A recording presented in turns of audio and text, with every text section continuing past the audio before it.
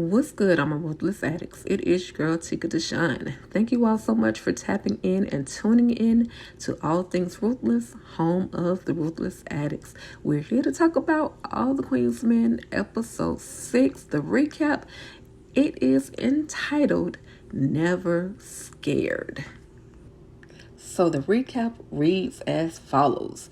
Big D makes a desperate bid to convince Tommy he's not shady. Detective Davis brings interrogation tactics to the bedroom, and Midnight takes Babyface to task for his treatment of Rayshawn.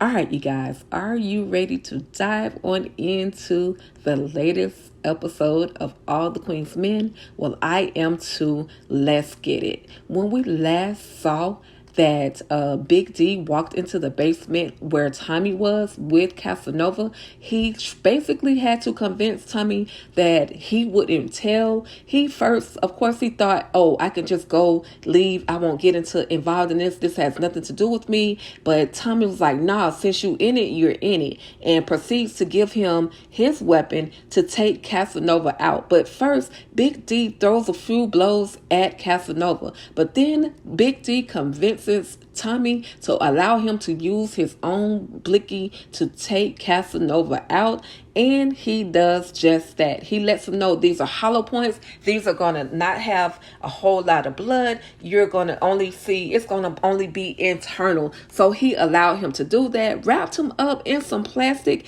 taped that thing up, and said that I'm going to go over to Savannah and drop his body off in the swamps with the gators. So then we see Rayshawn, Trouble, as well as Champ. Now, Rayshawn is distraught. He's distracted by Tandy and her tactics, but he lets them know, I'm going to get that payback.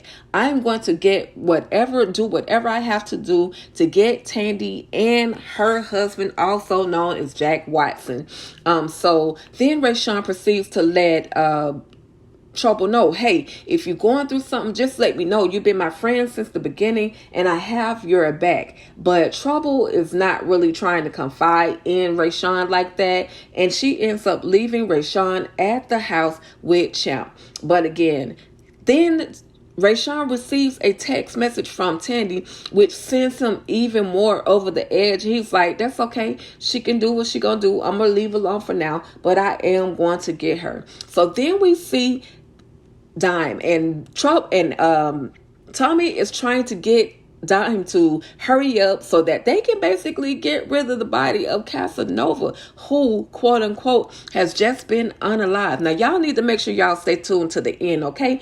But Big D is like, I'll walk you to your car. I'll, make sure you're okay. You don't have to worry about anything. I'll walk you out. So they do just that. But then we're back at the house with Madam, of course, after being approached by Fernando. And they're just, talking, like, what's the next move? What are we going to do? Lou says to Madam that she wants to go home. And Madam is like, what's wrong? My house not good enough. So she calms Blue down. Blue is cool with, being where she is. And at that point, because she has no choice. But then she's approached by Joey, and Joey, of course, is trying to talk Blue against Tommy. Tommy walks into the room and is like, look, say what you got to say to my face, not behind my back. And he's saying because Tommy loves Madam, he's basically ineffective in protecting her. And Tommy's like, look, I'll whoop your ASS like right now. Tommy is not with the shenanigans. He does not like Joey for some reason. But again, Joey is trying to separate them from Madam. Now we see that Dime has a flat tire and she thinks she knows who does it. But of course, Big D is standing right there with her and letting her know, look, I can fix it tomorrow. Just let me take you home. And she's like, oh, well, I don't want you to take me home. I don't want you to know where I live. We'll talk about that on Sunday, about that statement. But they collectively decide, well, I'm going to my hotel and you can roll with me.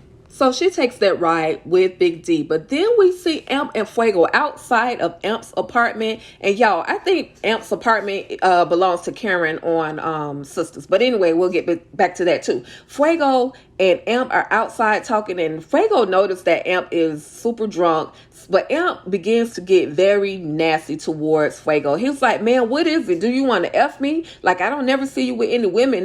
Are you trying to F me? And he lets him know, look, you're not even my type. So come back when you got titties and the PUSSY. So Amp was just being disgustingly rude and disrespectful to Fuego, but Fuego was literally only there to try to help him in this situation. But again, Amp is just rude, disrespectful. He's a bad drunk. He should never drink.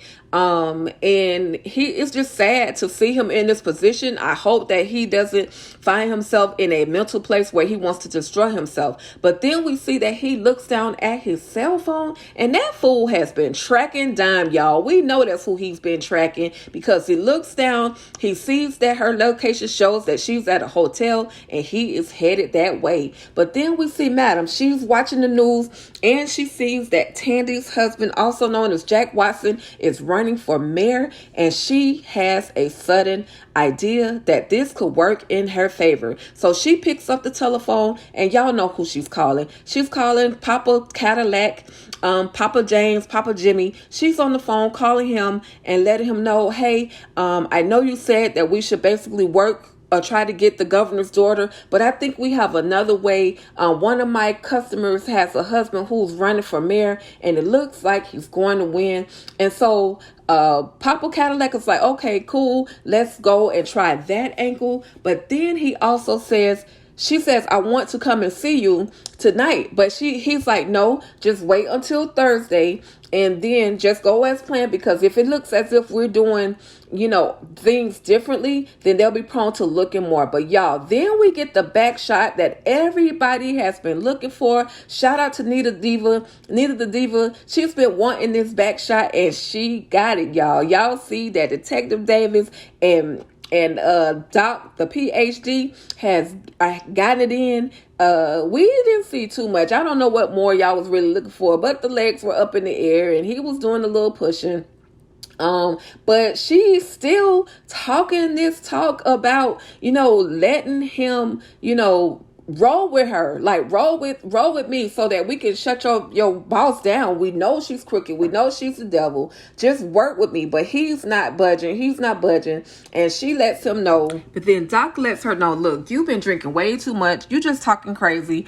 And so she lets him know, look, I'm here because I wanted to F you, but she also wants him on her team. Of course, Doc is trying to change the subject and lets her know, if it was good, if it was all that, I would be asleep right about now. And she's like, well, I can do some things. And he's like, nah, if you could do some things, then again, I would be asleep right now. So she's like, okay, well, come on over here and show. She's like, oh, you got it like that? And he's like, yep. So come on over here and show me what you do, y'all. And they proceed to get it in again. But then we see this clown right here, Babyface, and he is at the place of midnight. Now, why is everybody literally homeless? Y'all working at the strip club and everybody is doggone homeless. So anyway, Babyface is talking to Midnight, and Midnight, after they have done just completed a job, they had a few women over there and they completed the job. So he's telling them, look, you were wrong for how you handled Rayshawn.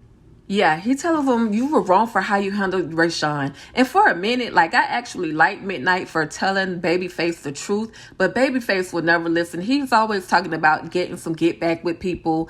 But then he also shorts Midnight a few dimes. He's like, you're not going to treat me like Rayshawn, so run me my money the right way. Then we see Madam back at the crib with Tommy and Joey. And y'all, this part was a little funny.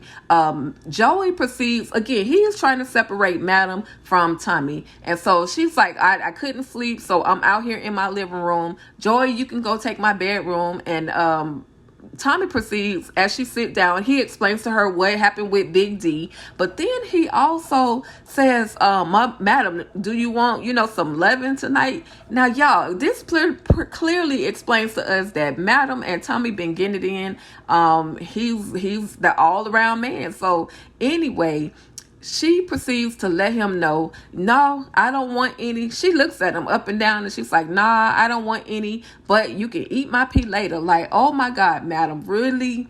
Really? So this is what you've been doing. So anyway, now we know why Tommy is so crazy over Madam. But then our girl Blue receives a phone call from the one and only Fernando. He's literally sitting in her living room and letting her know that he's still coming for her. And he was waiting for her to come home. But clearly, if she hadn't listened to Madam, she would have been a little jacked up at the moment. She would have probably been in an altercation with Fernando, because he's literally sitting in her living room on her couch, her little blue couch with the blue pillows.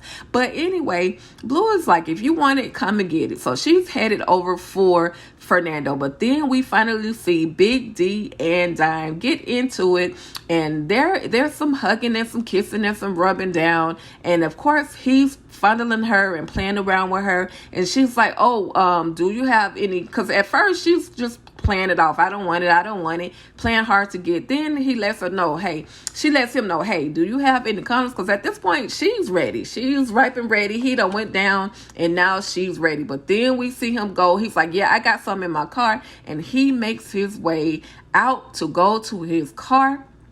And oh my God, when he made his way to the car, y'all, we see that Big D was working with, oh my God, Casanova. So Big D is the freaking popo too. And he has let Big Fernando know. He's let Casanova know, look, if you blow this, you're going to blow it for both of us. Like, I saved your life. I got you, out of there. But you got to chill until I come back. Now, this man pulled over just to get him some pee instead of going and getting rid of doggone Casanova. But then after he calms Casanova down and closes his trunk, turns around, and oh boy, y'all, look who walks up on Big D. It's the one and only Amp, also known as Anthony. He has pulled up on Big D, and he says, who are you talking to?